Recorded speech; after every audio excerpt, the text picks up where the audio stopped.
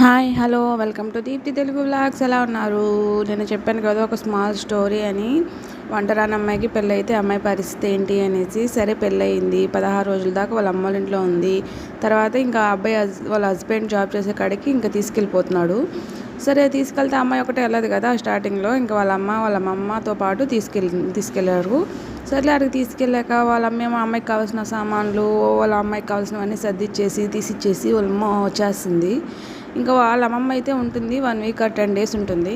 ఆ 1 week or 10 డేస్లో అమ్మాయికి అసలు ఏమి ఇబ్బంది అనిపించేది కాదు. ఎందుకంటే వాళ్ళ అమ్మమ్మ చెప్పేది, ఇలా చెయ్యమ్మా, అలా చెయ్యమ్మా, ఇంతే ఉప్పు, ఇంతే కారము అని, అన్నం ఉడికిపోయింది చూడు అని అన్నీ చెప్పేది. సరే అమ్మాయి వాళ్ళ అమ్మమ్మ చెప్పేటట్టు చేసేది. వంట ఓకే బాగానే వచ్చేది. వాళ్ళు హ్యాపీగానే 1 వీక్ ఆర్ 10 డేస్ బాగానే తిన్నారు.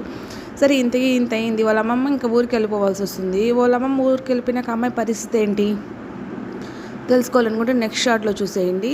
అంతేకాదు ఈ బ్రెడ్ పాలు అద్దుకొని తినుకుంటూ ఉంటారు చూసారా, వాళ్ళ కోసం అండి సింపుల్గా టేస్టీగా చాలా బాగా వచ్చింది. ట్రై చేయండి. ఇలా కలిపేసుకొని 1 అవర్ ఫ్రిడ్జ్లో పెట్టేసుకొని చల్లగా తిన్నామంటే ఇంకా లోపల జ్యూసీగా అయితే వచ్చింది. తిన్నామంటే చాలా టేస్టీగా ఉంటుంది.